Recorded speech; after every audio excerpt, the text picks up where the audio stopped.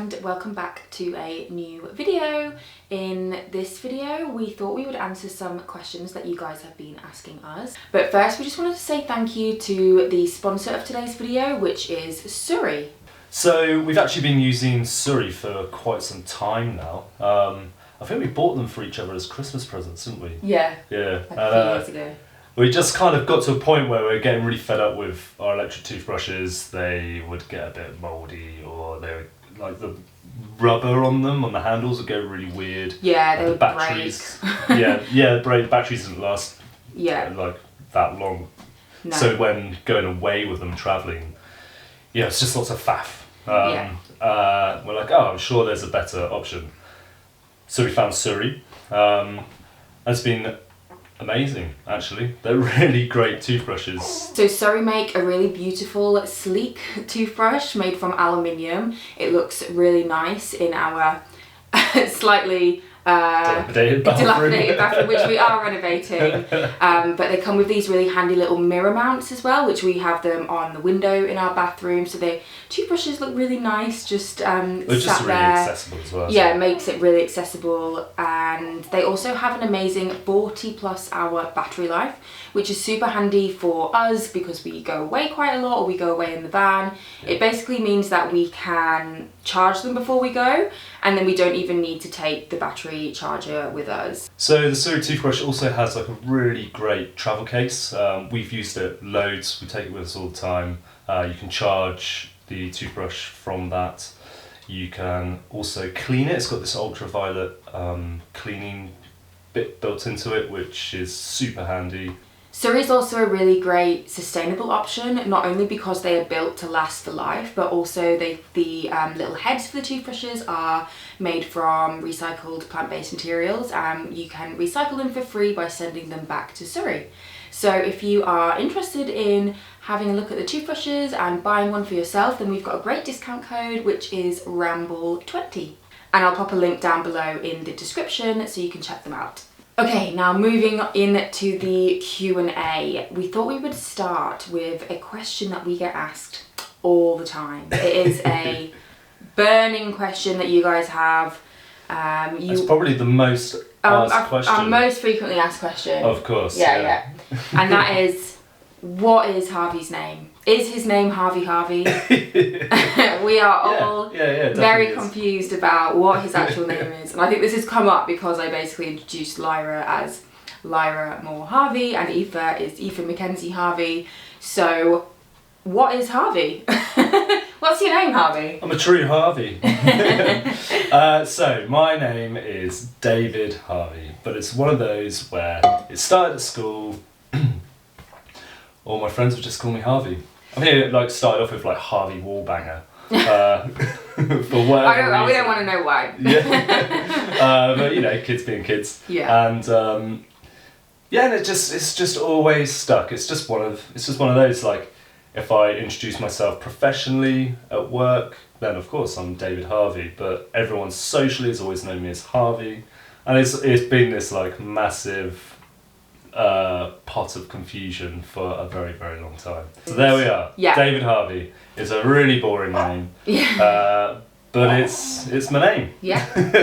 And I'm not a Harvey, but yet. But we are engaged to be married. So at some point I will take the Harvey name, which is why our girls have Harvey as their surname. So we'll all be Harveys at some point. So thought we'd clear that up. There we go.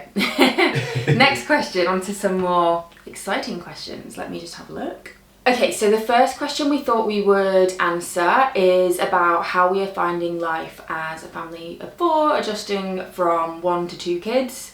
We're obviously 5, almost 6 weeks in now to having little Lyra with us.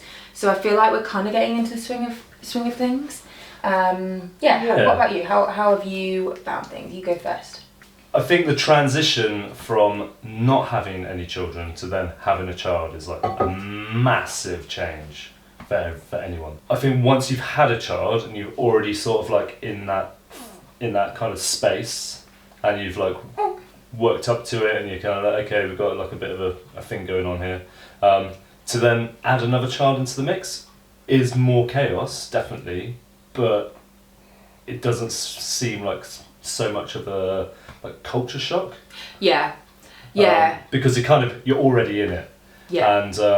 And you've gone through the whole nappy thing and changing and kind of sleepless nights, and you're already in it. So you're adding to it, but I don't know. It's been kind of okay. It's been a lot. I think for both of us, it's been a lot easier the fact that I'm on shared parental leave. Yeah. And I'm here. Yeah, I think there are a few things that have made it easier for us, because I don't want to like be like, oh yeah, it's super easy, and then like we're in like a position where there are a few things that have made it easier, and that is that Harvey is. We haven't actually mentioned this, but Harvey's on shared parental leave, which means he's it's like something that is offered here in the UK because he's employed. So he's basically taken we can share my maternity leave between us, and we've just decided to do it so that Harvey takes basically all of the maternity leave,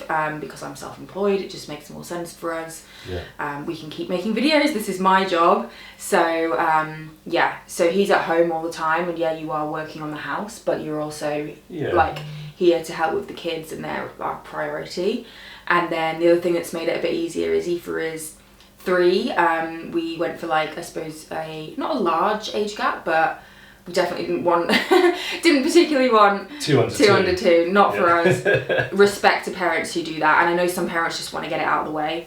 But Aífe being 3, I totally see the logic behind that. Actually. Yeah, I can kind of see it both ways, but I do like the fact that Aífe's like that little bit more independent. She can get changed by herself. She goes to the toilet by herself.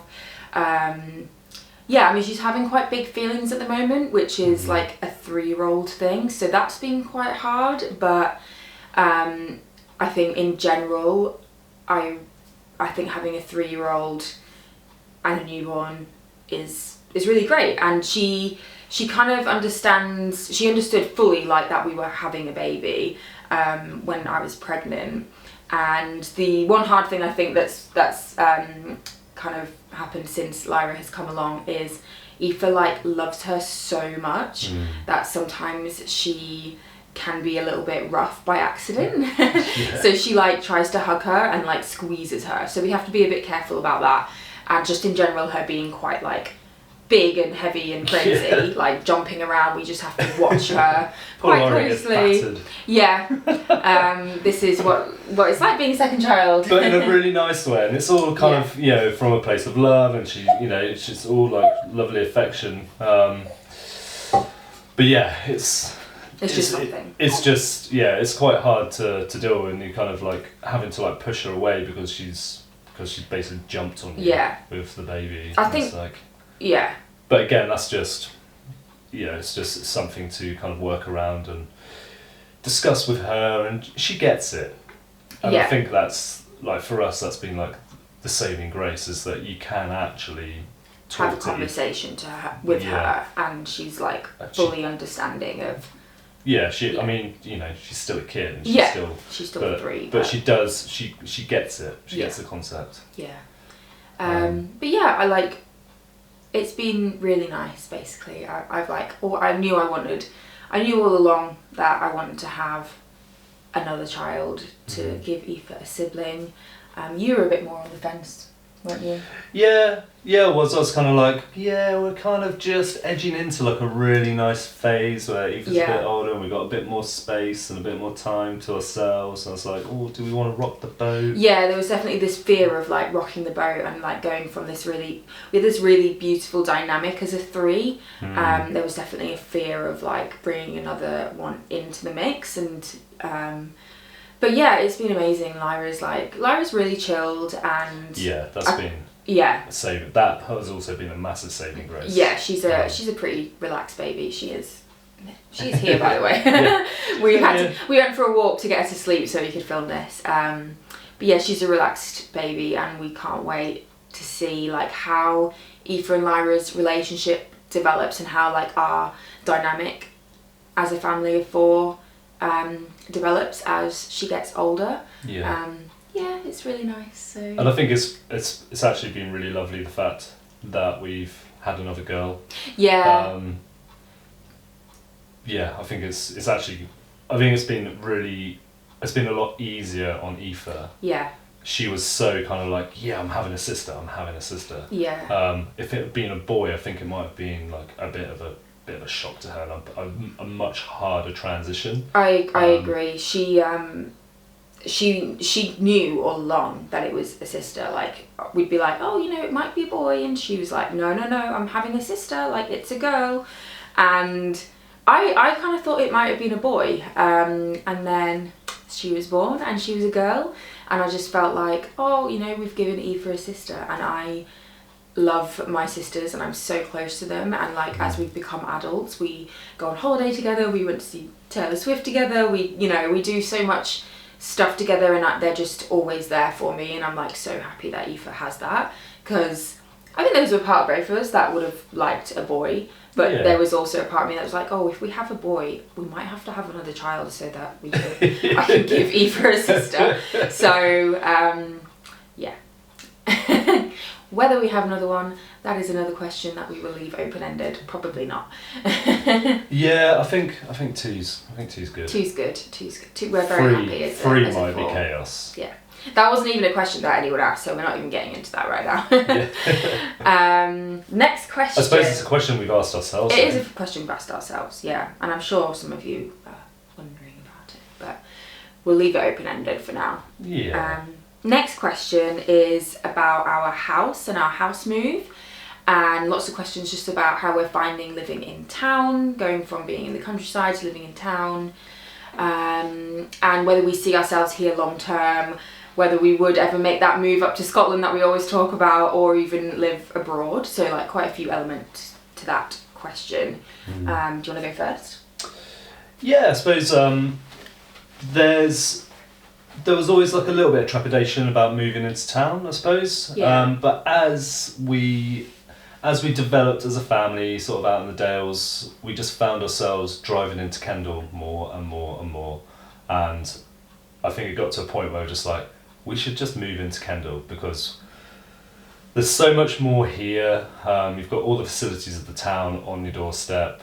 And Kendal, even though it's a town, it still feels quite rural, and it's a rural town. We're surrounded by incredible countryside in all directions. Yeah. And so I think it's a pretty good happy medium for us. Yeah. And it's nice to have a lot on the doorstep so we can get out easily. We can get out with the kids easily. We've got a really good community here of friends that was already kind of like building, so it's been nice to kind of like one kind of step closer towards that, and kind of be a bit more integrated. Yeah. On a totally selfish level, I can get to go climbing a couple of nights a week because it's not just right there. It's not just selfish, it's like it's what you do that is good for your mental health and like keeps you. It's kind of important for me. Yeah, where we were living before, it would have been like almost a half an hour drive just to get to the wall. Yeah. And then back again, and with like leaving me with 2 kids, it's just like not really an option. Well, It's good. I mean, I suppose I'm 5 minutes down the road. Yeah. I can fire down there quickly. I can help put the girls to bed. Yeah. Once everyone's settled, I jump out, grab a bag, fire down there. I do like quick power hour or like 2 hours at the end of the night. So I'm there. I'm always the one that they're like, "Do you want to go? Leave now, please." Yeah, we're closing. Yeah. I'm like, all right. And so that's. For me, that's been kind of amazing because that was something that was really starting to kind of have a bit of an effect on me, and I just wasn't moving as much as I normally do, Yeah. and it's really important for me to just have that in my life. And for me, it's being able to walk to a cafe. Yeah. No, actually, like I love. No, it actually is. That is. I love being able to walk to a cafe with my laptop and set up and have my little work day and have a coffee, and I really missed that. So I really like that. But yeah, ultimately, like we're like country people at heart. We love the countryside and we spend most of our time out hiking. But there is definitely something about living in town, especially with young kids, that's so convenient, and these little things like being able to go to the climbing wall quickly, being able to go work in a cafe, and having our friends round the corner, and like all these little like forest school and nursery, everything within like a small radius is very handy with little kids. So I'm feeling like you don't have to jump into the car every time you want to go get milk. You can I can kind of walk up into town with the girls and spend the day in town, going to the library, going to a cafe, going to the playground, and that's really nice on the days where you're like, oh, what am I going to do today? It's just nice to have those options, especially in the winter. I mean, like living in the countryside was amazing, and especially like in the summer, just getting out so easily. I haven't swam in rivers so much. Exactly. But it was amazing. 6 months of winter where you're kind of stuck inside, and like, you know, being in town is quite handy for that. So or it was just harder. You know, you had to like get all your waterproofs on, get everything. You know, it's just like there's just a little bit more kind of faff. And I suppose with 2 kids, it's just like how can you make everything just that little bit more efficient and maximise your time, and actually town helps you maximise your time a little bit more. And like the last video you guys saw, which was the week vlog, you'll seen that within that week we had a really beautiful like evening walk down at Brigsteer Woods. I went to Grasmere, we went up Loughrig. Like these are all places that are right on our doorstep. So yes, we live in town, but we have these places on our doorstep. So it's kind of like, and also we have the van, which we can't use at the moment because we need to add another seat in. That was another question. But we have the van, which allows us to get out into those like wild places and to park up anywhere we want. So that's kind of that's on the cards. We just need to pull the front out, change it. We can't use the van at the moment because we don't have a seat for little Lyra in it. It's got 3 seats, so that is. But that'll be kind of like another video, and we'll talk about what we're gonna do and how we're gonna change that. But all in all, like loving living in Kendal and tinkering away at the house. We're kind of just deciding at the moment. You'll see we're doing the office at the moment. Kind of just deciding what we're gonna do with this like back end of the house. And do we see ourselves living here long term? I think like we don't know that, but $65 million question, that I suppose. I think I can kind of see us living here definitely while our kids are young, maybe up until they're like 10, and then maybe deciding to move a bit further out. But maybe we'll get to that point and we'll be like, actually it's really great, because I can kind of see at that point that they will probably be going to clubs and swimming lessons and ski club. And they'll be like so much more like integrated into their community and their friendships and, you know, clubs and you know, all this stuff that's kind of here.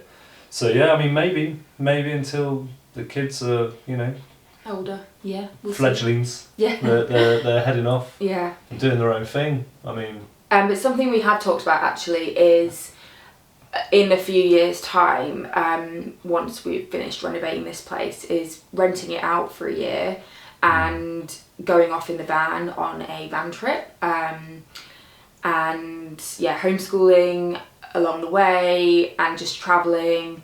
So that's something that we would love to do. And actually that kind of leads into the next question, which was about homeschooling actually, and whether or not we see ourselves homeschooling Aífe and Lyra, or will they go to a normal school. And I've been having this conversation a lot with friends, because I have friends whose kids who are basically having to sign up now for going to school. We've got an extra year. We were just talking about it earlier, weren't we? And we were hoping to kind of like maybe flexi school. That would be the ideal. Flexi schooling, if you don't know, is where your kids go to school like 3 days a week, 2 days a week, whatever, however many you want, 2, 3, 4 days a week, and then you have them at home for the other days in the week. So you get kind of, again, best of both worlds. But I think government legislation is changing, and they're putting more pressure onto schools now, which means that kind of flexi schooling is not really an option. Yeah, unless it changes by the time Aífe goes to school, which is only a couple of years away. So yeah, so I don't know. Again, it's kind of, I think we're just keep an eye on the situation. Yeah. There's potentially a couple of loopholes that we can use. Yeah, I think we'll just sort of see how that unfolds. I think we would like our kids to go to school, because there is so much that school can offer and give them, and like we really love the fact that Aífe's making her own friends, not ones that we've kind of prescribed to her. Nursery, and it's, there's an element of independence that comes with going to school and having to like fight your corner and stand up for yourself, and I think you can shelter kids from the real world, and sometimes they just need to learn the harsh realities of the world. They're going to get bullied, they're going to get into arguments, there's going to be elements of school which they're not going to like, but maybe that's just life. There's elements of life which no one likes, but that's maybe not it necessarily teaches you an element of resilience. Yeah, I mean that's not necessarily the reasons that I want our girls to go to school. Maybe that's like a masculine, quite a masculine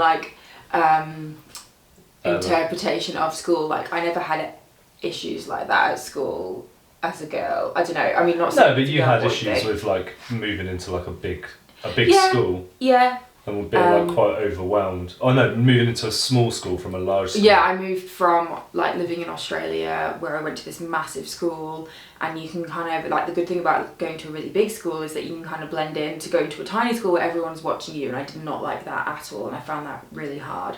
But yeah, I mean we could like talk about this for a whole video, but I think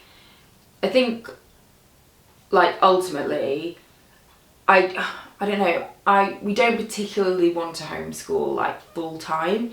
I would flexi school and homeschool a couple of days a week, and those days are the days where we can allow our girls to follow their own passions. It's gonna be like, right, what are you really interested in at the moment? We'll go do something like that. Like I love the idea of that. Yeah. And like I say, like, we'd love to do a year van trip where we just go off and we homeschool, and I think it would be so much easier if we were like living on the road and you're like basically world schooling, so they're learning from the world. But like being here and having our girls at home all the time and homeschooling, I think personally I don't really want to do that. It might change. It'd just be quite intense, wouldn't it? Yeah, and I also think it kind of depends on your child, and I understand why people would homeschool a child that is just not getting on with the school system. Like my brother just did not get on with the school system. You didn't particularly get on with the school system. No. This is it. It's just like, I think everyone learns in different ways. Yeah. And I think if we can figure that out for our girls, they might be completely like academic. Like you were really academic. Yeah, I mean, school was fine for me because I think Aífe's going to be a wild one. Yeah, I don't know. Yeah, I mean, sometimes we do think like, oh shit. Yeah, I mean, if like Aífe went to school and she just wasn't getting on with like the way they learn there, and then I would definitely consider taking her out and like homeschooling her. But I suppose it's not putting any kind of pressure on the situation, and allowing our thoughts of it and our evaluation of the situation evolve as the girls evolve. Yeah, and I think we would also like, there are some more alternative schools around here that are normal. They're normal like public schools. Is that public school? Is that the right word? Not like a normal school. Yeah. I was getting mixed up. Isn't a public school like a private school? Anyway, sorry. I don't know. So like a normal school, but they're a little bit more alternative, and they focus a lot more on like outdoor learning, which I love the idea of. So there's quite a few. Well, definitely like at least 3 options near us. So yeah, there are options, and we've got a couple of years to decide. But that's kind of our thoughts now. We're always talking about it, and yeah, I mean, if anyone watching is homeschooling. Yeah, we'd love to hear your thoughts. Yeah, I'd love to hear your thoughts about what you think. We're going to answer one more question, and I think should we do the one about, I'd love to know what family trips or experiences are on your bucket list, and also looking back, what's the family trip you would recommend the most? That's kind of a nice way to end. Yeah, I suppose a family trip would recommend the most. Austria, I think Austria comes to mind. Yeah, I mean, as like just a nice, good quality, accessible family trip that is kind of, where the place basically offers lots for children and for adults. Austria is very family friendly. Like there's playgrounds everywhere. Yeah. Even at Crags. And we go to a crag and there's a play park there. Yeah. It's just like, that's awesome. So we've got YouTube videos on our channel from our trip to the Otstal Valley, which we did this summer, and then like the summer before that we went to Tyrol and St. Johann in Tyrol, and what was the other place? Oh, Zillertal. Yeah. So, and I've got blog posts as well on our website that go quite into depth about like day to day, where we stay, what we did. So yeah, if you're like interested in those, then check it out. Yeah, just very family orientated. Yeah. Lots of German families go there because it's quite easy for them to access. But I do also love, like, I always love our trips to Italy because I speak Italian, so I feel like we get treated very well there.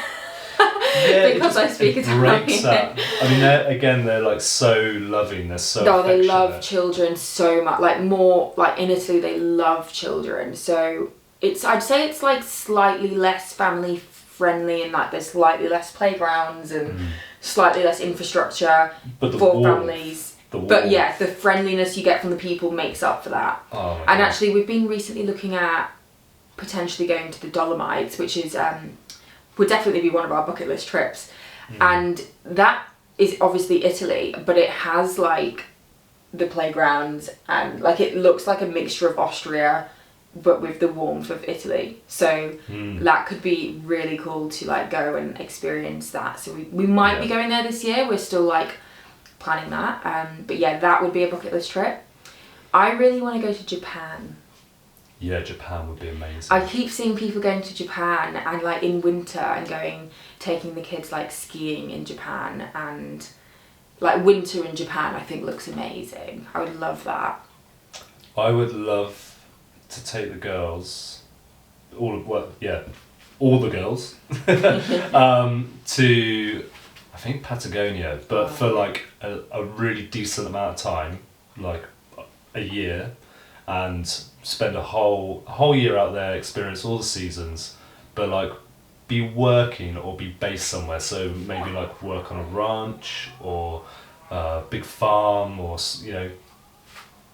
have a purpose for being there. And still have a bit of freedom to move, but basically the girls would learn about gaucho life and just experience Patagonia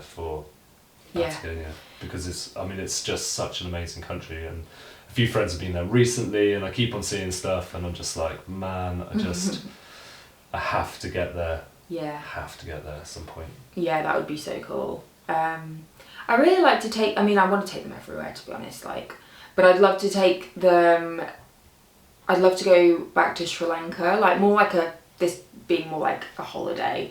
I've been to Sri Lanka a couple of times. I went as a child as well, and I think the people are just like so warm and friendly, and I just would love to be somewhere like kind of tropical, warm, and just take them like on a really nice like holiday to Sri Lanka. I don't know. There's so many bucket list. The other thing which I've kind of had in the back of my mind for a long time, before actually sort of having kids, but I still think it's possible to do it, would be to cycle up the coast of Norway. So go from kind of Kristiansand, or maybe start kind of around Bergen area, Stavanger, and go all the way up the west coast up to Nordkapp. You've got kind of maybe like from June to kind of late September, I think it is when the snow really starts, or the weather starts changing. We just need to get a trailer for Oslo, don't we? For Oslo Yeah. the dog. Yeah, exactly. So it'll be like 2 girls and probably in a trailer, or like a mixture of different seats for them, so they can either go on the kids ride shotgun or get in the trailer if they're tired. Oslo can kind of run alongside, but if he gets tired, he can go in the trailer. So it's how it would work logistically, I have no idea. And also taking all your stuff.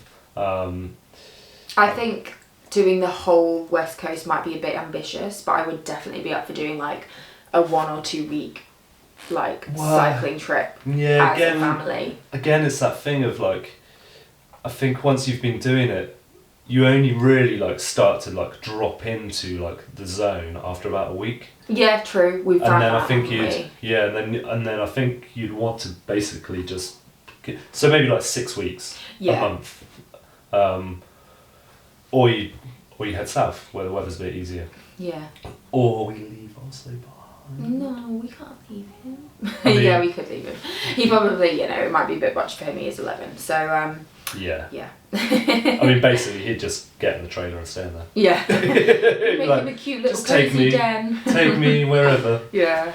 Okay, so thank you so much for watching this video. Obviously, we're just sort of like getting back into the swing of things with our videos, and the algorithm being what it is. It'd be amazing if you could give us a thumbs up, comment, just help us along and just try and build things back up again.